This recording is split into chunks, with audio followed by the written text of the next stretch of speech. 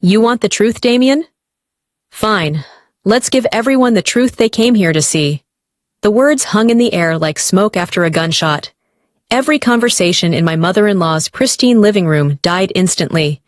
Phones that had been casually recording family moments suddenly felt like weapons pointed at the stage where my marriage was about to explode. My name is Autumn Reese, and 30 seconds ago, I thought I was just defending myself against my husband's latest gaslighting attempt. Now, looking at the sea of stunned faces surrounding us, his family, my family, friends who'd known us since college, I realized this moment would define everything that came after. But let me back up. Let me tell you how we got here. The day started like most Sundays at the Blackwell family compound in Greenwich. Pristine lawns, artfully arranged flower beds, and enough luxury to make a real housewife weep with envy. Damien's mother, Patricia, had insisted on hosting another one of her famous family brunches, complete with professional catering and enough champagne to float a yacht.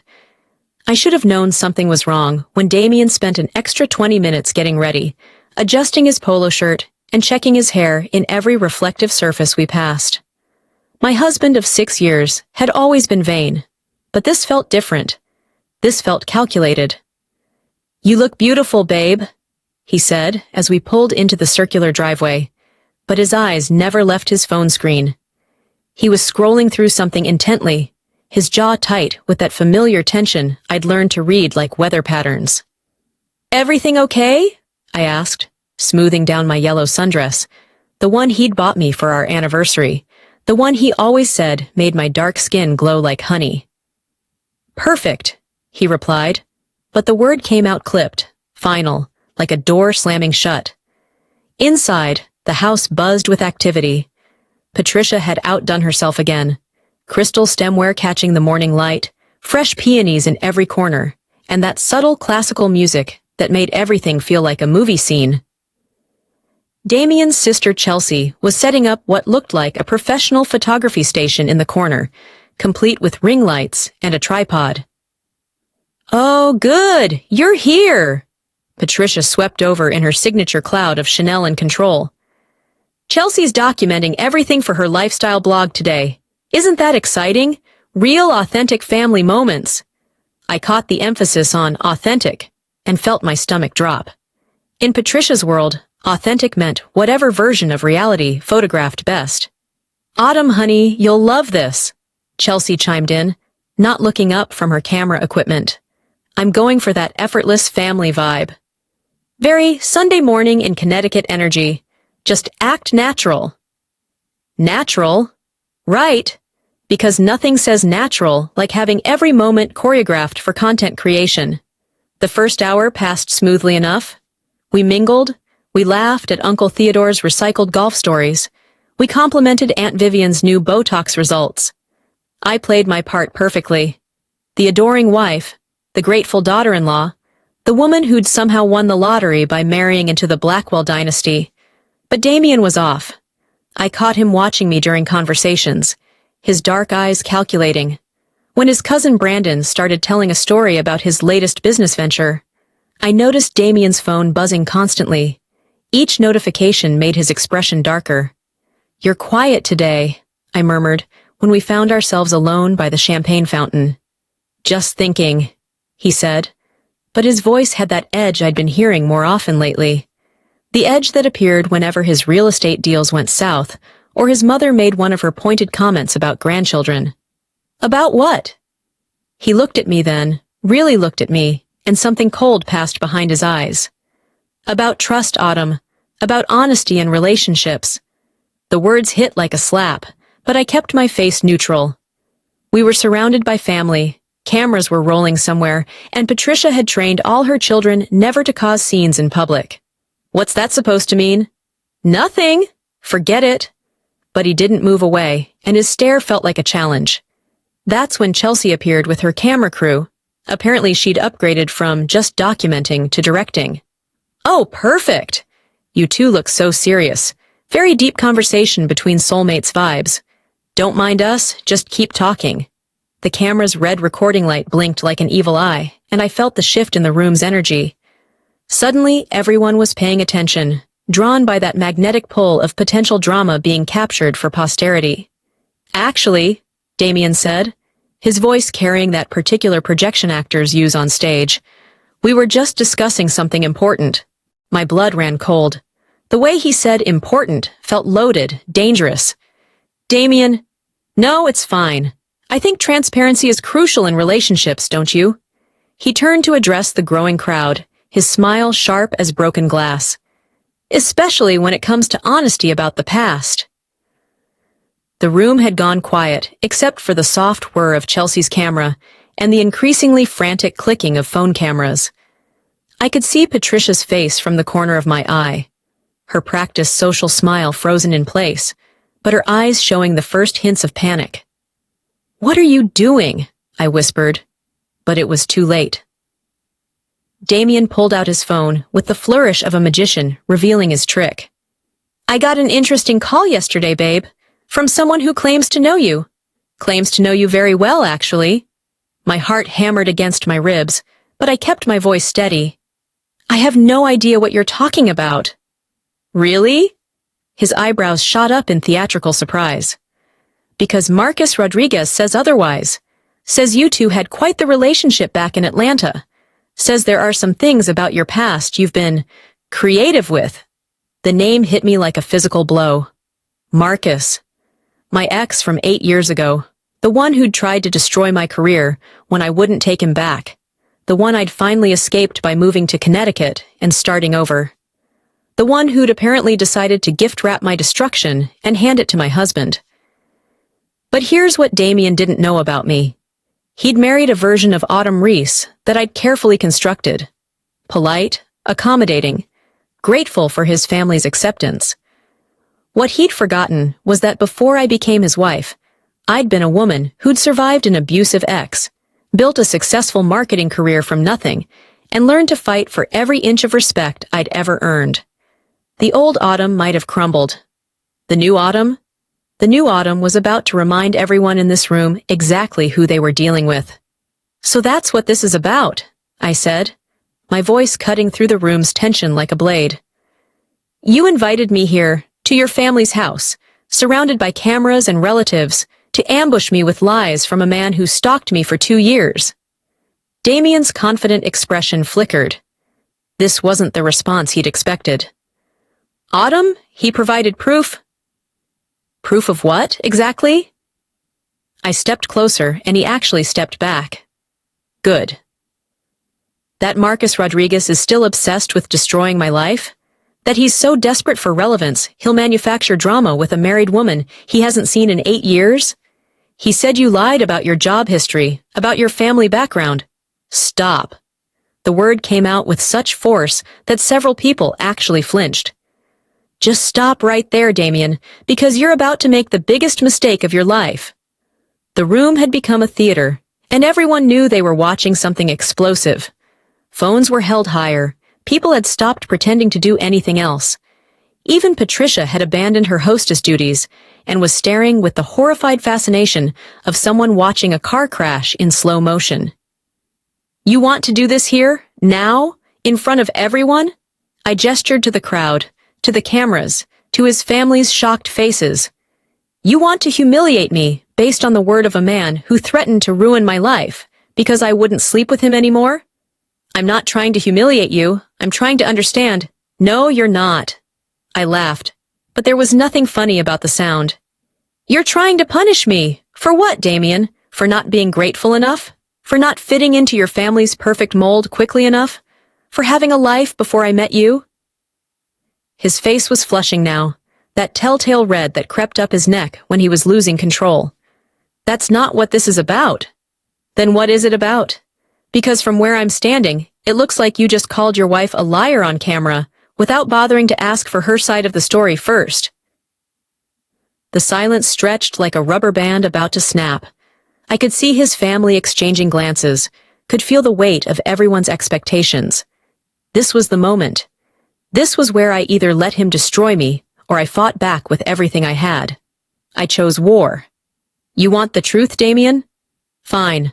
Let's give everyone the truth they came here to see." And that's when I really began. The truth is that Marcus Rodriguez was my boyfriend for 6 months, 8 years ago, when I was 23 and stupid enough to think love meant letting someone control every aspect of your life. My voice carried across the room like I was addressing a courtroom. The truth is that when I finally got smart enough to leave him, he spent 2 years harassing me, showing up at my job, calling my clients, trying to destroy every professional relationship I'd built. Damien's face had gone pale, but I wasn't done. Not even close. The truth is that I had to change my phone number 4 times, move apartments twice, and eventually leave the city entirely because Marcus Rodriguez couldn't accept that a woman had the right to leave him. I turned to face the cameras directly, my voice growing stronger with each word. The truth is that restraining orders are just pieces of paper when you're dealing with a narcissist who thinks he owns you.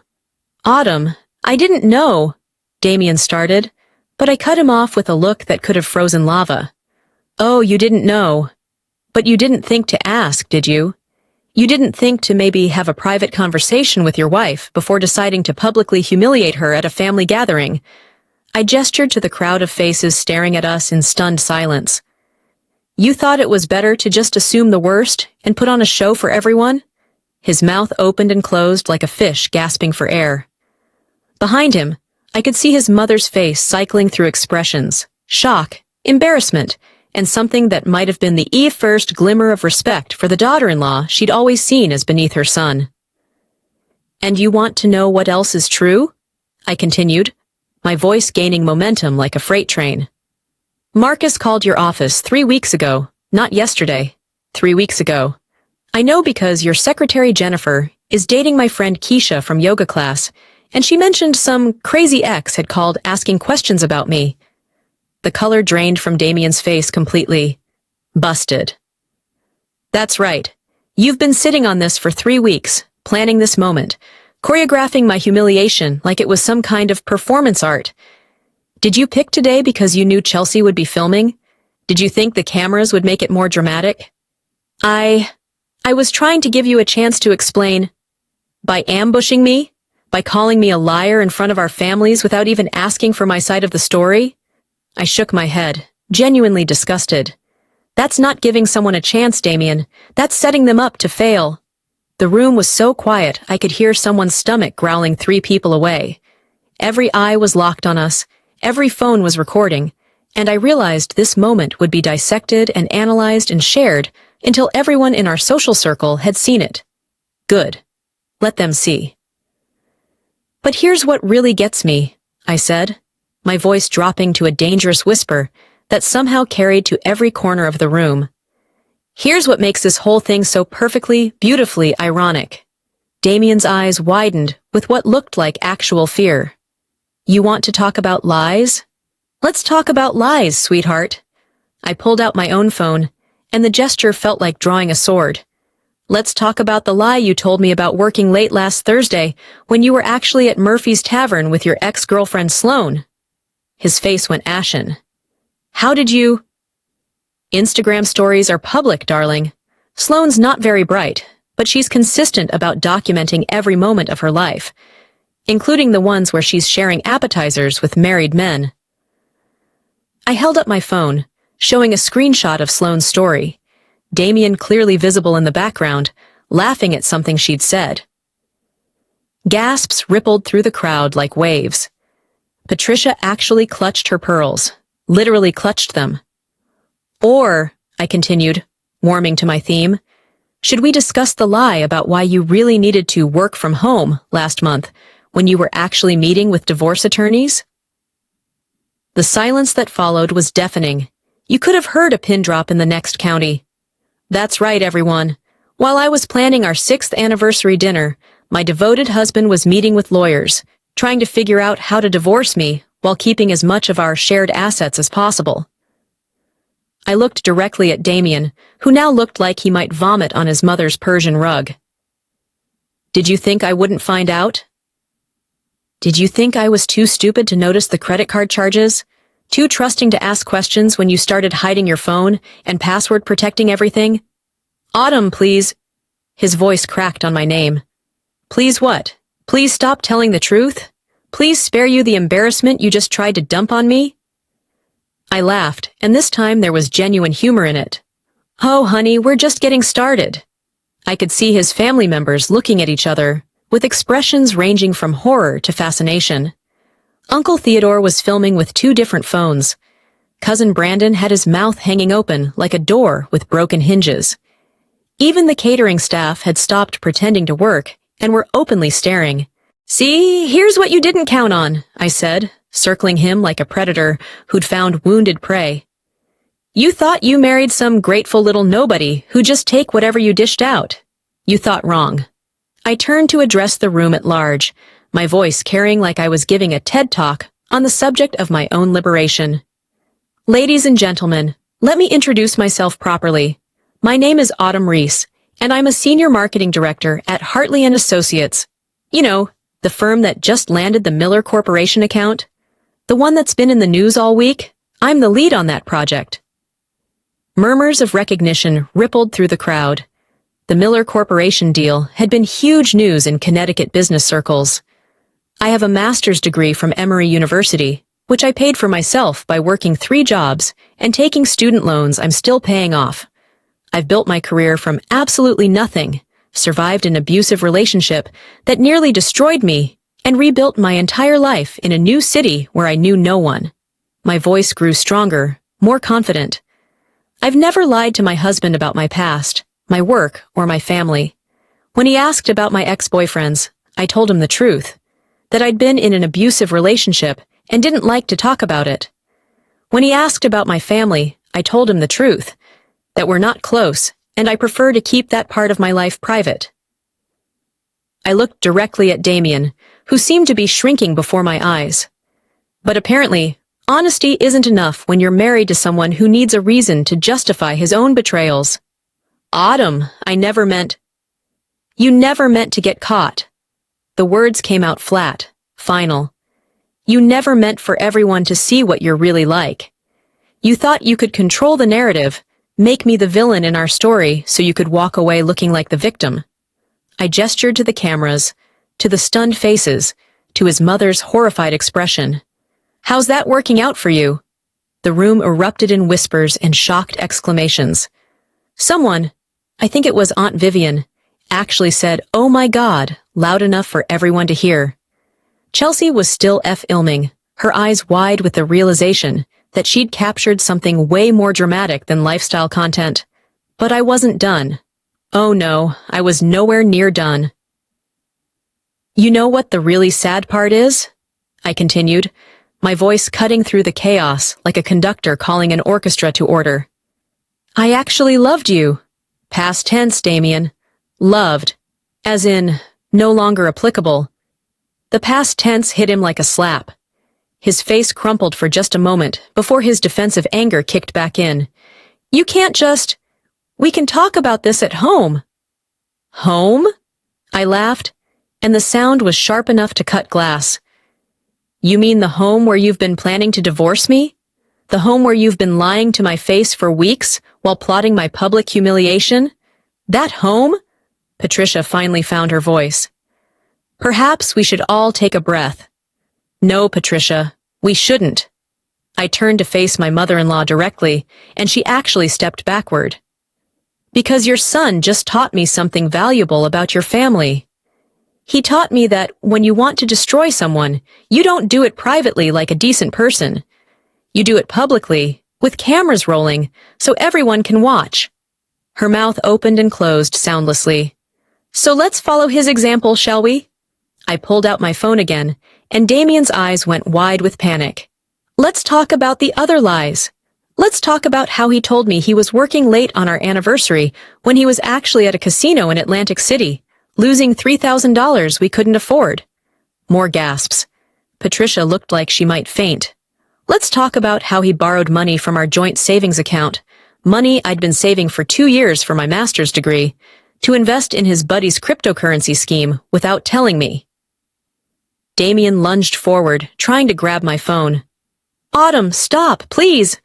I stepped back smoothly, holding the device out of his reach. Or should we discuss how he told his mother I was difficult about the prenup, when the truth is he never asked me to sign one, because his lawyer told him it would be invalid anyway, since he didn't disclose his real debt situation. The room erupted in shocked murmurs. I could see family members looking at Damien with new eyes, calculating expressions, replacing their earlier sympathy. But my personal favorite, I continued, my voice dripping with false sweetness, is how he told everyone I was career-obsessed, and that's why we haven't had children yet, when the real truth is he's been secretly taking birth control pills out of my purse and replacing them with vitamins. The silence that followed was absolute. Even the catering staff had stopped moving. Every single person in the room was staring at Damien with expressions ranging from disgust to horror. That's not... He couldn't even form a complete sentence. That's not what? Not true? Not illegal? Not a completely psychotic thing to do to someone you claim to love? I held up my phone again. Because I have the receipt from the pharmacy where you bought the vitamins, Damien. Same day, same time, same credit card you used to buy Plan B 2 weeks later when you realized your little scheme might have failed. Patricia actually stumbled backward and had to grab on to Uncle Theodore for support. Several people were openly staring at Damien like he'd grown a second head. Cousin Brandon was shaking his head in disbelief. Jesus Christ, Damien, Brandon muttered, loud enough for everyone to hear. What the hell is wrong with you? And that's when I saw it. The exact moment Damien realized he'd lost. Not just the argument, not just the moral high ground, but everything. His family's respect, his social standing, his carefully crafted image as the wronged husband. All of it, gone in the space of 10 minutes. His shoulders sagged, his defensive posture crumbled, and for the first time since I'd known him, Damien Blackwell looked small. I think I'm done here, I said, my voice calm now, almost conversational. I looked around the room at all the shocked faces, all the cameras still recording. Thank you all for coming to what I'm sure will be a very memorable family gathering. I started toward the door, then paused and turned back to face my husband one last time. Oh, and Damien? Since you're so concerned about honesty and transparency, you might want to tell everyone about the real reason Marcus called you. It wasn't to share information about my past. It was because you reached out to him first. The room went dead silent. That's right. My loving husband tracked down my abusive ex and asked him to dig up dirt on me. When Marcus couldn't find any real dirt, he just made some up. And you believed him because you wanted to believe him, because you needed me to be the villain in this story. Damien's face had gone beyond pale into actual gray territory. How did you... Phone records, sweetheart. Amazing what you can learn when you actually do your research, instead of just taking people at their word. I smiled, and I knew it wasn't a nice expression. Marcus was happy to tell me all about your little collaboration once I threatened to call his current employer about his harassment history. The room erupted again, but this time the energy was different. Instead of shocked gasps, I heard angry muttering, disgusted sounds, and what sounded like Uncle Theodore calling his nephew something that would have made Patricia wash his mouth out with soap under normal circumstances. Autumn, please, I can explain. Explain to your lawyer, I said simply, because as of tomorrow morning, I'm filing for divorce, and unlike you, I won't be asking for anything that isn't legally mine. I looked around the room one last time, taking in all the faces that would remember this moment forever. Ladies and gentlemen, it's been enlightening. Chelsea, make sure you get my good side in whatever blog post comes out of this. And with that, I walked out of the Blackwell family compound for the last time, leaving behind 6 years of marriage, a room full of stunned relatives, and a husband who'd just learned the hard way that trying to destroy someone stronger than you might just destroy you instead. The aftermath was swift and brutal. By Monday morning, Chelsea's family brunch content had somehow found its way to TikTok, Twitter, and every gossip blog in Connecticut. The video went viral with hashtags like "Don't mess with Autumn" and "Soft cotton lies." Someone had even turned my "You want the truth? Let's give everyone the truth they came here to see" into a meme. But more importantly, the video had caught the attention of several news outlets covering the Miller Corporation deal. Instead of hurting my career, The whole thing had somehow enhanced my professional reputation. Apparently, the business world appreciated seeing someone handle themselves with grace under pressure, even when that pressure came from their own husband. The divorce was finalized 3 months later. True to my word, I didn't ask for anything beyond what was legally mine, which, thanks to Connecticut's equitable distribution laws and Damien's complete inability to hide his financial misconduct, turned out to be quite a lot. Marcus Rodriguez, meanwhile, found himself unemployed within a week of our little revelation. Turns out employers don't appreciate it when their staff members participate in harassment campaigns against strangers. Who knew? As for Damien, well, let's just say that being publicly exposed as a liar, a cheat, and someone who tampers with his wife's birth control doesn't do wonders for one's social standing. The last I heard, he was living in a studio apartment in Stamford and working at a car dealership. Patricia, in a rare moment of maternal honesty, told my lawyer that she'd never been so ashamed of her son in her life. But the thing that satisfied me most wasn't the vindication, the viral fame, or even the favorable divorce settlement. It was the lesson I'd learned about myself that day in Patricia's living room. For 6 years, I'd tried to be the woman Damien wanted me to be. Quiet, grateful, accommodating. I'd smoothed my edges, dimmed my fire, and made myself smaller so he could feel bigger. I'd convinced myself that love meant transformation, that becoming Mrs. Damien Blackwell meant leaving Autumn Reese behind. That day, surrounded by cameras and hostile faces, and a husband who'd tried to destroy me with lies, I remembered who I really was. Not the grateful wife or the accommodating daughter-in-law, but the woman who'd survived an abuser, built a career from nothing, and had the strength to start over when everything fell apart. I was Autumn Reese. I always had been, and no one, not my ex, not my husband, not his entire family, could take that away from me. Sometimes the best thing someone can do for you is try to destroy you, because when you survive their worst, you remember just how strong you really are. And trust me, I'm never forgetting again. But the story doesn't end there, because 3 weeks after the divorce was finalized, when I thought I could finally move on with my life, Damien made one last desperate play. I was in my new apartment, a gorgeous 2-bedroom in downtown Hartford, with floor-to-ceiling windows and a view of the Connecticut River, when my phone rang at 11:47 p.m. on a Tuesday. The caller ID made my blood run cold. Patricia Blackwell. My first instinct was to let it go to voicemail, but something about the late hour made me answer. Autumn? Patricia's voice was shaky, uncertain. Nothing like the commanding tone I'd known for 6 years. I need to talk to you. It's about Damien. Patricia, I really don't think... He's in the hospital. The words stopped me cold. Despite everything, despite the lies and the betrayal and the public humiliation, hearing that someone I'd once loved was hurt sent a spike of panic through my chest. What happened? He tried to hurt himself after he saw the news about your promotion. My promotion, the one that had been announced that morning, creative director at Hartley & Associates, youngest person in the company's history to hold the position, the one that came with a corner office, a 6-figure salary, and enough recognition to put me on Connecticut Business Journal's 30 Under 30 list. I'm sorry to hear that, I said carefully, but I don't understand why you're calling me. Because he's been asking for you. For 3 days straight, he's been asking for you. Her voice cracked. Autumn, I know what he did was unforgivable.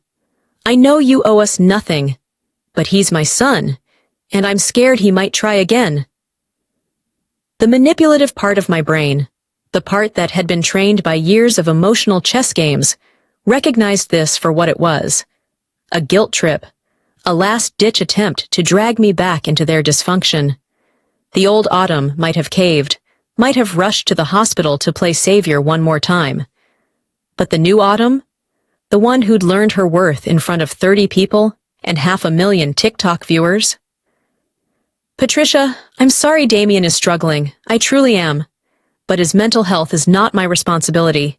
It never was, and it especially isn't now. But if you could just talk to him? No. The word came out firm, final. I won't be manipulated into taking responsibility for the consequences of his own actions. If Damien needs help, get him a therapist. If he needs support, that's what family is for. But I'm not his wife anymore, and I'm not his salvation.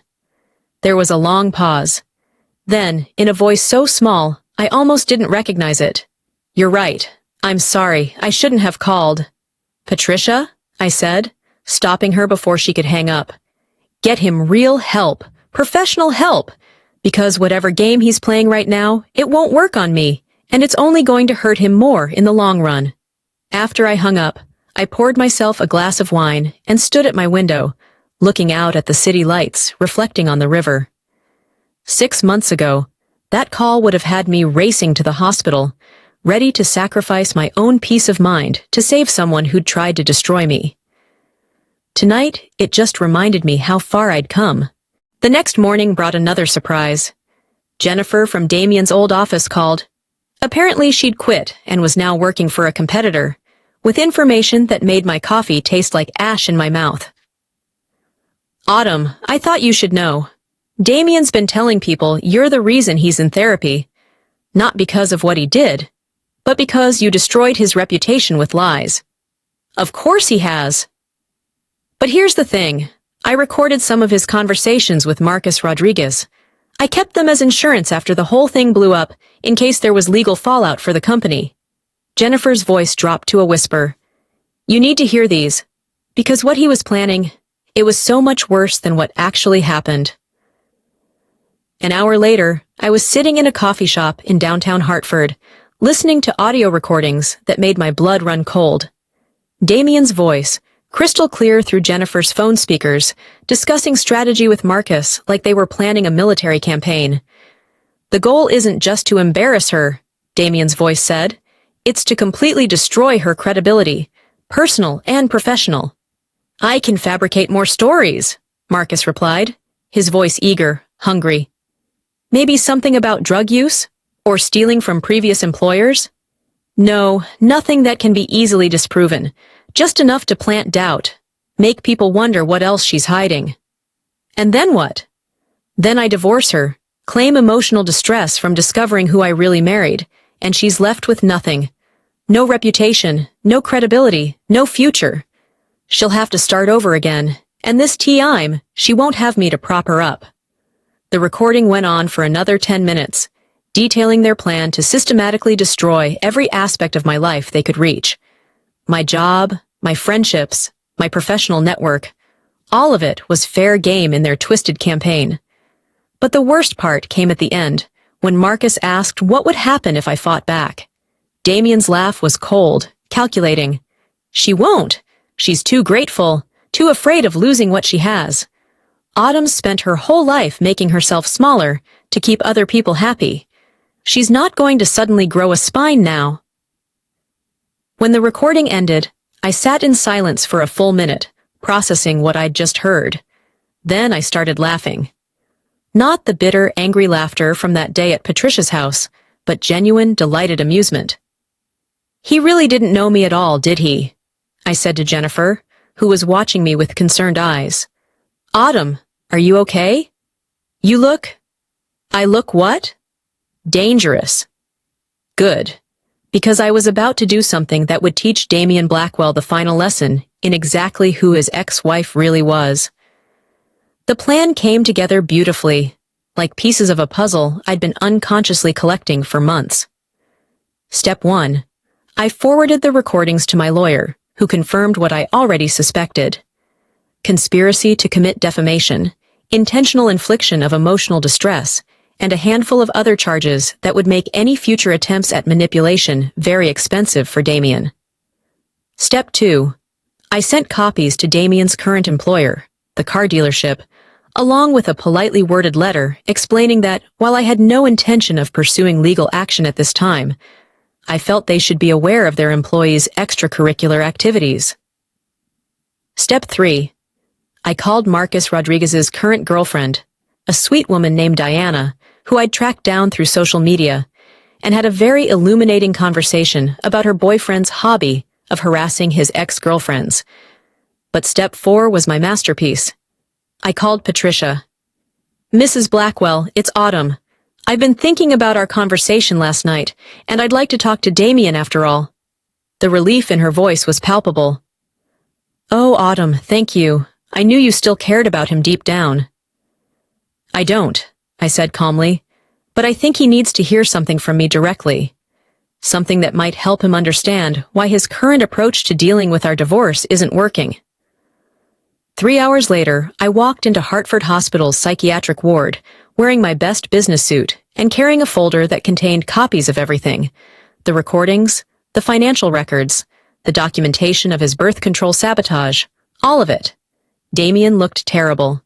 Unshaven, hollow-eyed, wearing a hospital gown that made him look smaller and younger than I'd ever seen him.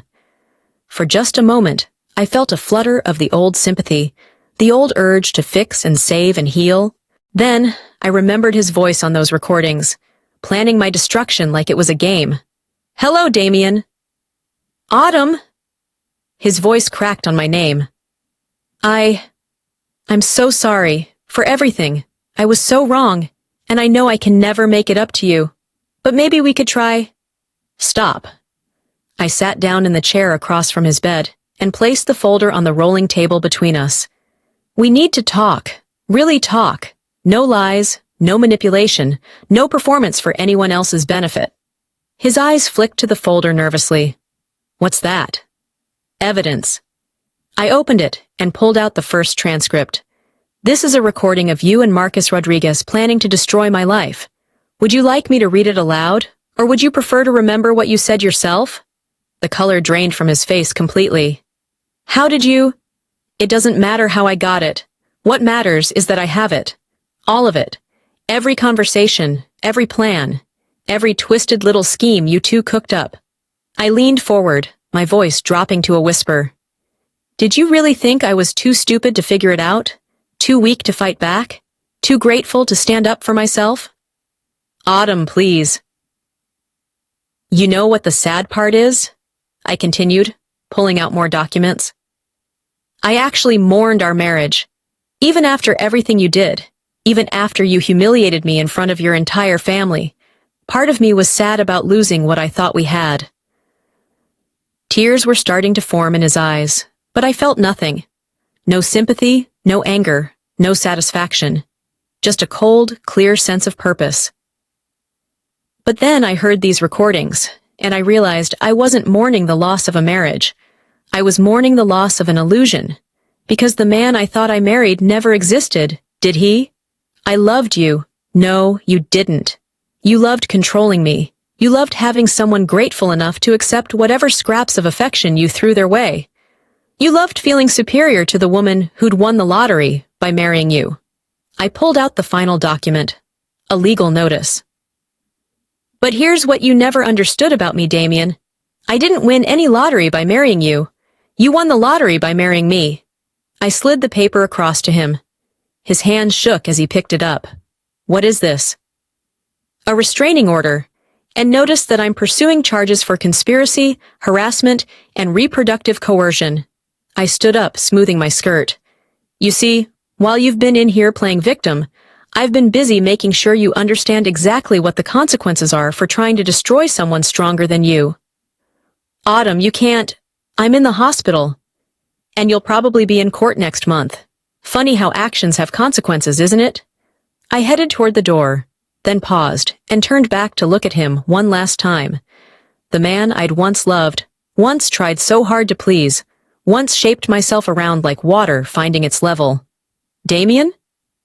The next time you decide someone is too weak to fight back, maybe do your research first. Because I survived an abusive ex-boyfriend, built a career from nothing, and started my life over in a new city where I knew no one. Did you really think one mediocre man and his pathetic revenge fantasy would be enough to break me?" The last thing I heard as the door closed behind me was the sound of him crying. But for the first time in months, they weren't my tears to dry. 6 months later, I got a text from Chelsea of all people. It was a link to a news article about a woman who'd used my viral video as inspiration to leave her own abusive marriage. The message that came with it was simple. Thank you for showing us what fighting back looks like. I never responded, but I saved the article. The woman in the story, Rebecca, had been married to a man who'd isolated her from her family, controlled her finances, and convinced her she was worthless. But after seeing my video, after watching me stand up to someone who'd tried to destroy me, she'd found the courage to leave.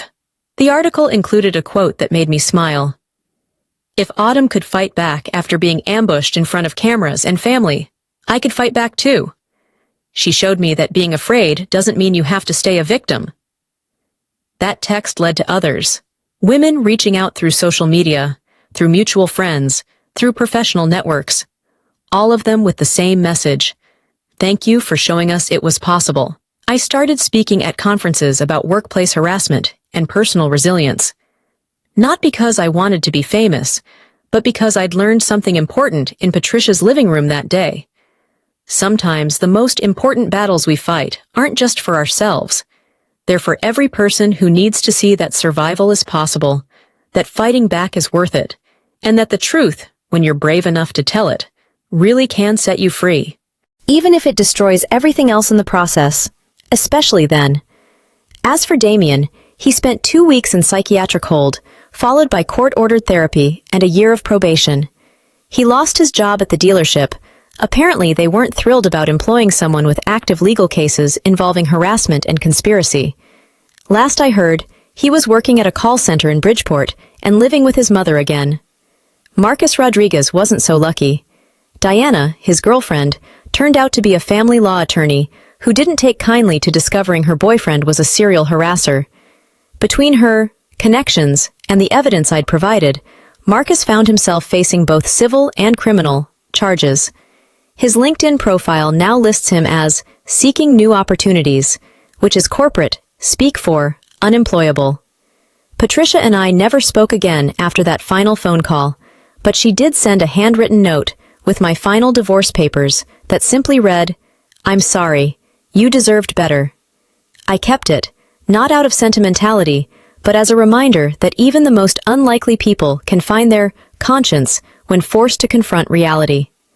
The viral video eventually faded from the internet's attention span, but its impact lingered. I still get recognized occasionally, usually by women who want to share their own stories of fighting back, of finding their voice, of refusing to be smaller than they are. My corner office at Hartley & Associates has become something of a pilgrimage site for young women in the company who need advice on handling difficult situations.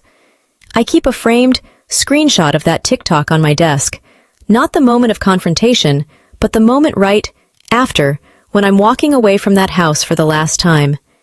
In the image, my shoulders are straight, my head is high, and you can see just the edge of a smile on my face.